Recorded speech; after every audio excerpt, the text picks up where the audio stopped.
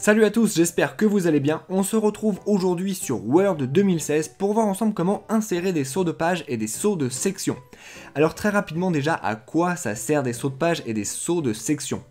Un saut de page, eh bien vous allez vous en servir par exemple si vous avez un document qui a des grandes parties. Par exemple si vous avez une grande partie 1 et une grande partie 2.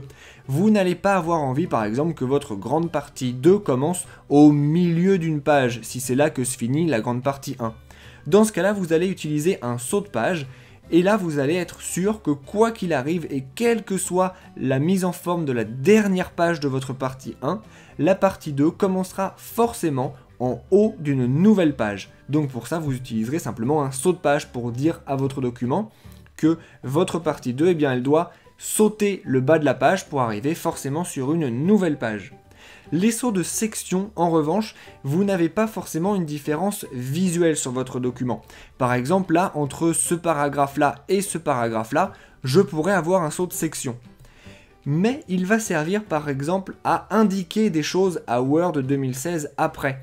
Par exemple, si je veux créer deux paginations différentes, eh bien je vais pouvoir lui dire pour la section numéro 1, je vais avoir une première pagination et pour la section numéro 2, je vais avoir une autre pagination différente. Donc là, c'est vraiment pour indiquer simplement à Word que vous avez plusieurs sections différentes et après ça, ça va vous faciliter le travail quand vous voudrez faire d'autres choses avec votre document.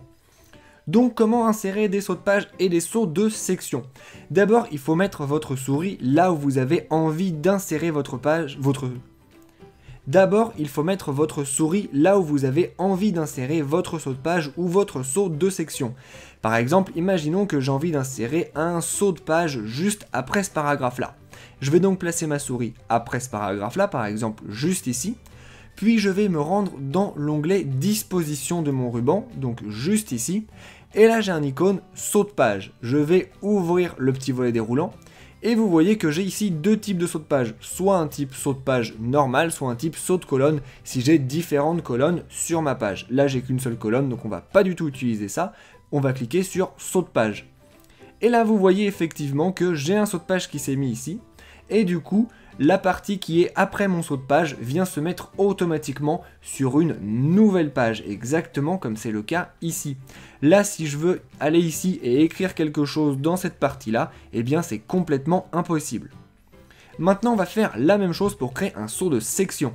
Imaginez par exemple que j'ai envie de créer un saut de section entre ce paragraphe et ce paragraphe. Je vais tout simplement me mettre entre les deux, par exemple juste ici. Puis je vais à nouveau aller dans disposition, puis dans saut de page. Et là vous voyez que j'ai saut de section. Saut de section, on peut avoir plusieurs types de mise en forme différentes. On peut par exemple avoir page suivante. Dans ce cas-là, ça va être en même temps un saut de section et un saut de page. Donc mon paragraphe irait, si je faisais ça, sur une autre page complète. Ou alors on peut le faire de manière continue pour que ça ne se voit absolument pas.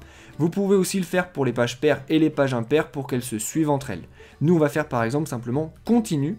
Et là, du coup, j'ai un saut de section qui s'est mis en place. Comme vous le voyez, par contre, les sauts de page et les sauts de section n'apparaissent pas. Il n'y a pas quelque chose pour vous dire, tiens, ici, il y a un saut de section. Pourtant, il y a un saut de section. Alors, comment les retrouver et les voir de manière très visuelle?